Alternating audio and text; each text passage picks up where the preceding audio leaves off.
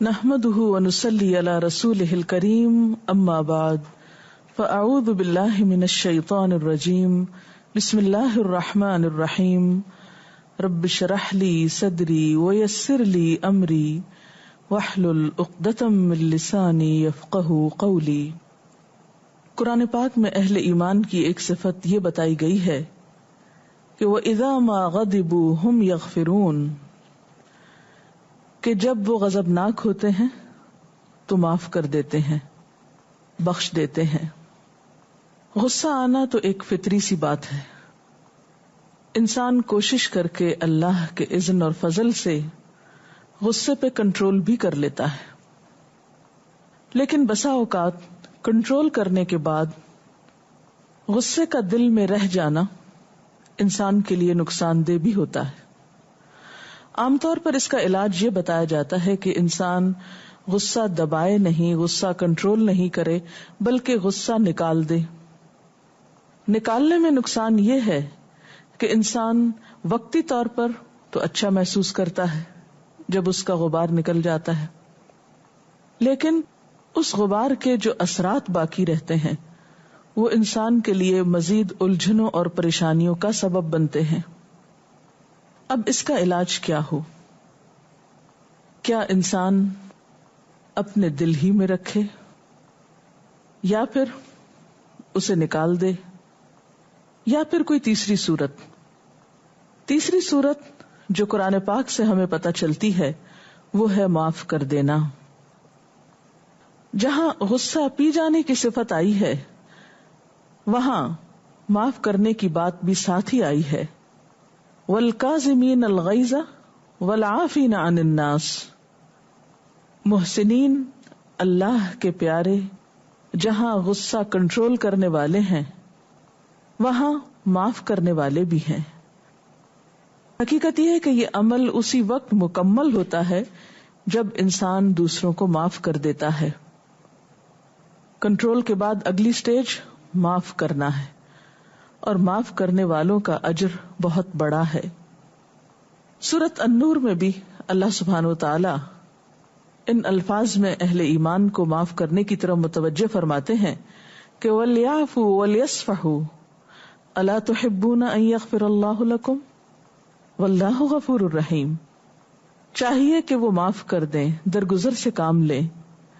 کیا تم اپنے لیے پسند نہیں کرتے کہ اللہ تم کو معاف کر دے؟ اور اللہ غفور الرحیم ہے۔ اللہ تعالیٰ یہاں اپنی غفور اور رحیم کی صفت کو یاد کرا کر اہل ایمان کو دوسروں کو معاف کرنے کا حکم دے رہے ہیں، کیونکہ معاف کرنا ایک انتہائی مشکل کام ہے۔ لیکن جب انسان کو یہ احساس ہوتا ہے کہ انسان خود بھی غلطی کرتا ہے، خطا کار ہے، اور اپنے لیے وہ یہی پسند کرتا ہے کہ اسے معاف کر دیا جائے غلطی کرنے کے باوجود، تو اللہ تعالیٰ اسی چیز کو سامنے رکھتے ہوئے ایک مومن کو یہی فرما رہے ہیں کہ پھر تم بھی معاف کر دو، اور دیکھو اللہ تعالیٰ تمہیں معاف کر دے گا۔ لیکن یہ بڑی ہمت کے کاموں میں سے ایک کام ہے۔ یہ کہنا آسان ہے لیکن کرنا بہت مشکل ہے۔ اسی لیے اللہ تعالیٰ فرماتے ہیں وَلَمَنْ صَبَرَ وَغَفَرَ إِنَّ ذَلِكَ لَمِنْ عَزْمِ الْأُمُورِ، البتہ جو کوئی صبر کر لے اور معاف کر دے تو یقیناً یہ بڑی ہمت کے کاموں میں سے ہے۔ اس کے لیے بہت عزم اور ارادے کی پختگی چاہیے، اور پھر یہ بھی یاد رہے کہ یہ عزم اور ارادہ ہر ایک کو نصیب نہیں ہوتا۔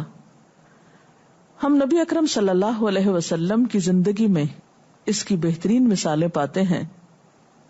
وحشی بن حرب کا نام کس کو نہیں معلوم، جس نے سید الشہداء امیر حمزہ رضی اللہ تعالی عنہ کو شہید کیا تھا جنگ احد میں۔ اس نے جب اسلام لانے کا ارادہ ظاہر کیا تو آپ صلی اللہ علیہ وسلم نے اس کو معاف کر دیا اور اس کا اسلام قبول کر لیا، لیکن ساتھ ہی یہ کہہ دیا کہ وہ سامنے نہ آئے، کیونکہ اس کو دیکھتے ہی آپ صلی اللہ علیہ وسلم کا وہ زخم تازہ ہو جاتا تھا جو آپ نے حضرت حمزہ کی شہادت کی صورت میں اٹھایا تھا۔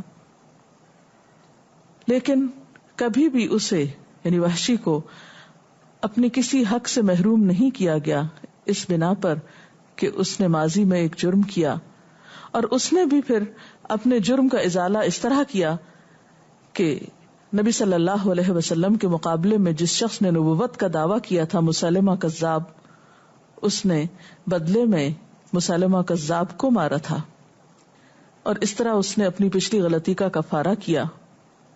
اسی طرح ہم دیکھتے ہیں کہ آپ صلی اللہ علیہ وسلم نے فتح مکہ کے موقع پر اسلام کے بدترین دشمنوں کو معاف کیا، اور وہ دشمن اسلام لا کر آپ کے دوست بنے، آپ کے مددگار بنے، اور انہوں نے آئندہ زندگی میں اسلام کی فتح اور کامیابی و کامرانی کے لیے بہترین کردار ادا کیا۔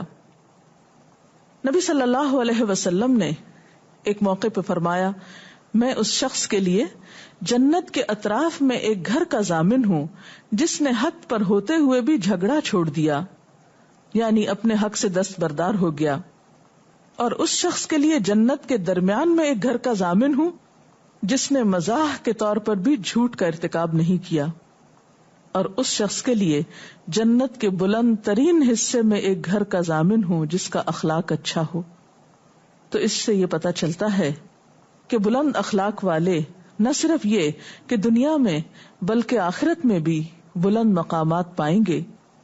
آپ صلی اللہ علیہ وسلم نے فرمایا، قیامت کے روز اللہ تعالی کی طرف سے منادی ہوگی، یعنی آواز دی جائے گی کہ جس شخص کا اللہ پر کوئی حق ہے وہ کھڑا ہو جائے۔ تو اس وقت وہ لوگ کھڑے ہوں گے جنہوں نے لوگوں کے ظلم اور جور کو دنیا میں معاف کر دیا ہوگا۔ ایسے لوگ قیامت کے دن عزت دیے جائیں گے۔ اسی طرح ایک اور جگہ پر آپ نے فرمایا، جو شخص یہ چاہے کہ اس کے محلات جنت میں اونچے ہوں، اس کے درجے بلند ہوں، اس کو چاہیے کہ اس پر جس نے ظلم کیا ہو اس کو وہ معاف کر دے، جس نے اسے کبھی کچھ نہ دیا ہو اس کو ہدیہ دیا کرے، یعنی جس طرف سے اسے کبھی کچھ نہیں ملا بطور خاص اس طرف دیا کرے، اور جس نے اس سے ترک تعلق کیا ہو اس سے ملنے سے پرہیز نہ کرے، یعنی جب موقع آئے تو آگے بڑھ کر ملے۔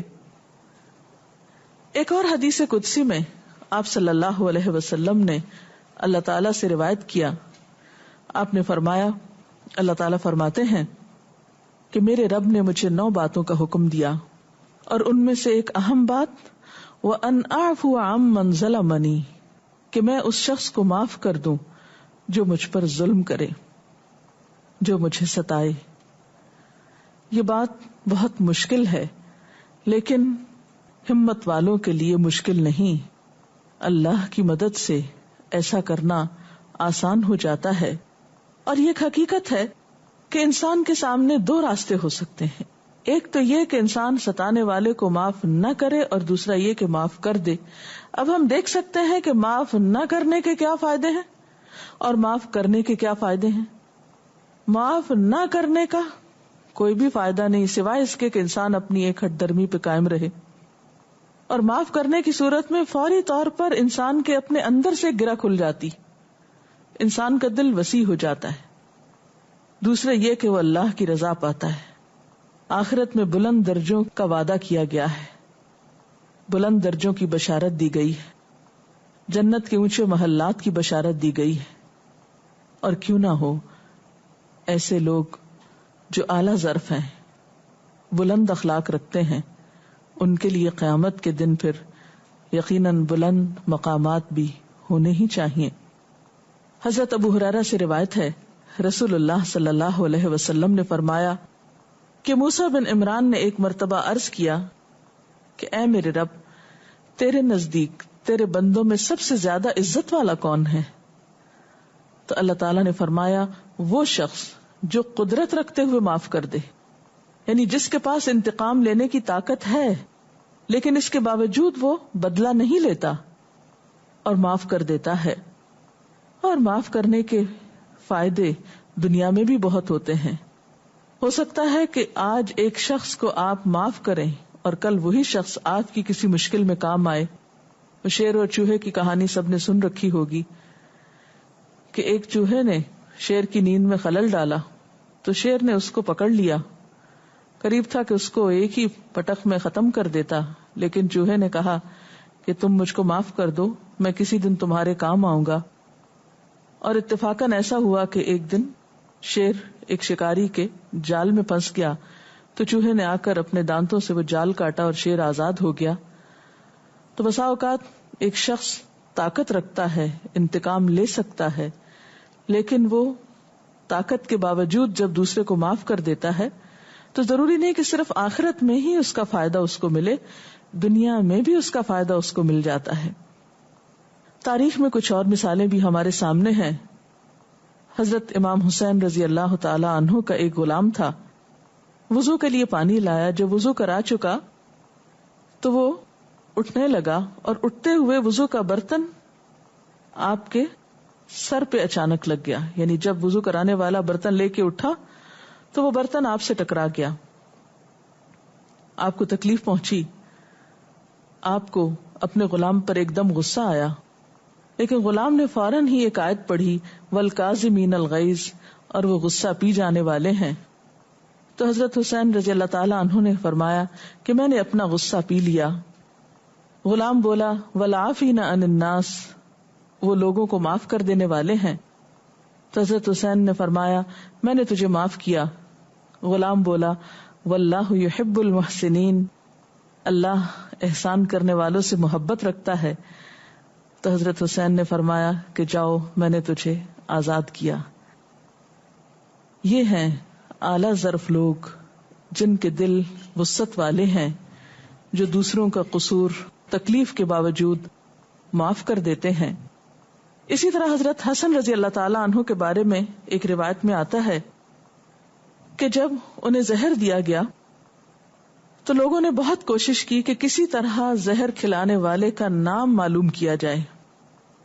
حضرت حسن کو معلوم تھا کہ کس نے دیا ہے، لیکن اس کے باوجود فرمایا اللہ تعالیٰ سخت انتقام لینے والا ہے. گمان کی بنا پر اگر میں کسی کا نام بتا بھی دوں تو مفت میں اس کی جان جائے گی.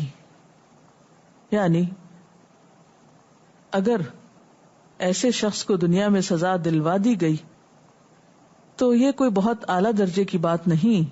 ایسے لوگوں نے اپنے درجات اور اپنا اجر آخرت کے لیے محفوظ رکھا. حضرت علی رضی اللہ تعالی عنہ کو ابو ملجم نے زہر آلود خنجر مارا، وہ پکڑا گیا. تو حضرت علی رضی اللہ تعالی عنہ نے اپنے بیٹوں کو بلا کر وصیت کی کہ میرے قاتل کو اچھی طرح کھانا کھلاؤ، اچھے بستر پہ سلاؤ. اگر میں مر گیا تو میری مرضی کہ اسے معاف کروں یا بدلہ لوں، لیکن اگر میں مر جاؤں تو اسے ایک ہی وار سے ختم کرنا اور اس کا مصلح نہ کرنا. حضرت ابو ہریرہ کو ایک بار اپنی لونڈی پہ بہت غصہ آیا، اسے مارنے کے لیے کوڑا اٹھایا، پھر فرمایا کہ جاؤ میں نے تجھے اس ہستی کے لیے آزاد کیا جس کا میں ہمیشہ محتاج رہا، یعنی میں نے اللہ کی خاطر تم کو معاف کیا. اور یہ ایک حقیقت ہے کہ معاف کرنے والے ہمیشہ فائدے میں رہتے ہیں. اگرچہ بظاہر وقتی طور پر انسان کو یہ محسوس ہوتا ہے کہ شاید معاف کرنے سے دوسرا شخص بہت دلیر ہو جائے گا اور وہ مزید نقصان پہنچائے گا، لیکن حقیقت یہ ہے کہ انسان کی حفاظت کرنے والا اللہ ہی ہے. اور اعلی ظرف اور بہترین اخلاق کے لوگ دنیا اور آخرت دونوں کی بھلائیاں حاصل کر لیتے ہیں. اس لیے کبھی بھی شیطان کے اکسانے پر، کسی کے دباؤ تلے آ کر وہ کام نہیں کرنا چاہیے جو کمتر درجے کا ہو یا اخلاق کے منافی ہو. ہمیشہ اعلی ظرفی کا ثبوت دیتے ہوئے بہترین سے بہترین عمل کی طرف مائل رہنا چاہیے. اللہ تعالیٰ سے دعا ہے کہ وہ ہمیں بہترین اعمال کی توفیق عطا فرمائے. اس سلسلے میں اگر کچھ سوال ہوں تو آپ کر سکتے ہیں. ڈاکٹر صاحب عموماً یہ دیکھا جاتا ہے کہ جب معاف کر دیا جاتا ہے تو اس کو انسان کی کمزوری سمجھا جاتا ہے. تو اس سلسلے میں اگر مسلسل کسی کو اس دباؤ میں ڈالا جائے کہ یہ کمزوری ہے اور دوسرا بندہ دلیر ہوتا جائے تو پھر ہمارا رویہ کیا ہونا چاہیے؟ اصل بات یہ ہے کہ ہمیں اپنے فیصلوں کا اختیار دوسروں کو نہیں دینا چاہیے کہ دوسرے ہمارے لیے فیصلہ کریں کہ ہم کوئی اچھا کام کریں یا نہ کریں. جس چیز کو ہم درست سمجھتے ہیں، برحق سمجھتے ہیں، اچھا سمجھتے ہیں، اپنی دنیا اور آخرت کے لیے مفید سمجھتے ہیں، اس کو کسی کے دباؤ کو قبول کیے بغیر کر گزرنا چاہیے. اور وقتی طور پر اگر محسوس ہو بھی کہ ہم نے درست نہیں کیا، تو آپ دیکھیں گے کہ بالآخر فائدہ اسی شخص کو ہوگا جو اعلیٰ اخلاق کا مالک ہوگا. اور وقت کے ساتھ ساتھ یہ بات ثابت بھی ہو جاتی ہے، کیونکہ نبی صلی اللہ علیہ وسلم کی زندگی میں بے شمار مثالیں ایسی ہیں کہ جہاں آپ نے اپنے جان کے دشمنوں کو بھی معاف فرما دیا. مثلاً وہ موقع بھی آپ کے سامنے ہوگا کہ جب آپ صلی اللہ علیہ وسلم ایک درخت کے نیچے آرام فرما رہے تھے اور آپ کی تلوار درخت کے ساتھ لٹک رہی تھی، اور ایک شخص آیا اور اس نے تلوار اتاری اور للکار کے کہنے لگا کہ بتاؤ اے محمد، میرے ہاتھ سے تمہیں کون بچا سکتا ہے؟ تو آپ صلی اللہ علیہ وسلم نے فرمایا کہ میرا اللہ. اور اس کے بعد وہ شخص کانپنے لگا، وہ تلوار اس کے ہاتھ سے گری، آپ نے وہ اٹھا لی، اور پھر اب آپ کے پاس قدرت تھی، طاقت تھی کہ آپ اس وقت اس شخص کا خاتمہ کر دیتے، لیکن آپ نے اس شخص کو معاف کر دیا اور وہ شخص دار اسلام میں داخل ہو گیا. بہت ساری اور مثالیں ایسی موجود ہیں جن سے ہمیں یہ پتا چلتا ہے کہ معاف کرنے میں کمزوری نہیں، معاف کرنا بہت بڑے اخلاق اور بہت بڑی طاقت رکھنے والے شخص کا کام ہے، اور یہ ہر ایک کو نصیب نہیں ہوتا. عموماً جو لوگ خود معاف نہیں کر سکتے وہی دوسروں کو مشورے دیتے ہیں کہ وہ بھی معاف نہ کریں. بچے جب اسکول سے آتے ہیں تو عموماً ایک شکایتی رویہ اپنے دوستوں کے بارے میں یا استادوں کے بارے میں کسی کے بارے میں بھی لے کر آتے ہیں. تو شروع میں تو وہ ایک شکایتی رویہ ہوتا ہے، آہستہ آہستہ اس میں جو ہے ایک سختی آتی جاتی ہے. تو ہم ماں باپ اس طرح کون سا وہ قدم اٹھا سکتے ہیں کہ بچپن ہی سے بچوں کو اس بات کی ترغیب دیں کہ وہ معاف کرنے کا رویہ جو ہے وہ زیادہ اختیار کریں؟ اس سلسلے میں مفید بات یہ ہو سکتی ہے کہ ایسے لوگوں کے واقعات اور حالات کہانی کی شکل میں پیش کیے جائیں جن کے اخلاق بہت اعلیٰ تھے، تو اس صورت میں ان کو وہ آئیڈیلائز کریں گے اور اپنے آس پاس کے ماحول سے مروب یا متاثر ہونے کی بجائے اپنے آپ کو ان شخصیات سے وابستہ کریں گے کہ جن کے اخلاق اور کردار عمدہ اور اعلیٰ تھے، تو ان کے لیے پھر اسی اخلاق کو اپنانا آسان ہو جائے گا. حقیقت یہ ہے کہ انسان کے اندر کسی بھی چیز کے اوپر عمل کرنے کے لیے اگر اس کے سامنے کوئی رول ماڈل ہو تو بہت آسانی ہو جاتی ہے. ہم عموماً بہت سے کام کیوں نہیں کر پاتے؟ کیونکہ ہمارے آس پاس کوئی اور کر نہیں رہا ہوتا، سامنے کوئی مثال نہیں پاتے. تو اگر زندہ لوگوں میں کوئی مثال موجود ہو تو ان لوگوں سے آپ متعارف کرا سکتے ہیں، ان کی مثال دے سکتے ہیں. اور اگر موجودہ دور میں ایسے لوگ نہ پائے جاتے ہوں تو پھر آپ تاریخ کے بے شمار واقعات ایسے ہیں جن کو آپ بچوں کے سامنے رکھ سکتے ہیں کہانی کی شکل میں، اور انشاءاللہ اس سے بہترین کردار سازی ہو سکتی ہے. معاف کیا صرف چھوٹوں کو کیا جا سکتا ہے یا بڑوں کو بھی معاف کیا جا سکتا ہے؟ کیونکہ بعض اوقات بڑوں سے بھی کوئی غلطی ہو سکتی ہے. جی ہاں، غلطیاں تو سب سے ہوتی ہیں، بڑوں سے بھی ہوتی ہیں، چھوٹوں سے بھی ہوتی ہیں، برابر والوں سے بھی ہوتی ہیں، کیونکہ ہم سب انسان ہیں. نہ چاہتے ہوئے بھی بعض اوقات ہم سے ایسی حرکتیں ہو جاتی ہیں جس سے دوسروں کی دل آزاری ہو جاتی ہے. تو ایسے میں انسان کو دائیں بائیں آگے پیچھے اوپر نیچے ہر طرف معاف کرنے کے رویے کو اختیار کرنا چاہیے. تو بعض اوقات دوسروں سے بھول چوک ہو جاتی ہے، بعض اوقات کوئی جان بوجھ کے ہمیں تنگ کرتا ہے. تو کوئی بھی معاملہ ہو، معاف کرنے سے انسان کا اپنا ہی فائدہ ہے کہ دل کے داغ ختم ہو جاتے ہیں. انسان کا دل جب صاف ہوتا ہے، دل ہلکا ہو جاتا ہے، ایک خاص قسم کا سکون اور خوشی نصیب ہوتی ہے جو انسان اپنے دل میں میل اور بغض اور دوسروں کے لیے حسد اور برے جذبات رکھ کے کبھی بھی حاصل نہیں کر سکتا. دنیا میں جتنے بھی ڈپریشن، غم اور دکھ ہیں ان کا علاج معاف کرنے میں ہے، اور انسان یہی سوچ کے معاف کر سکتا ہے کہ مجھ سے بھی تو غلطی ہو جاتی ہے.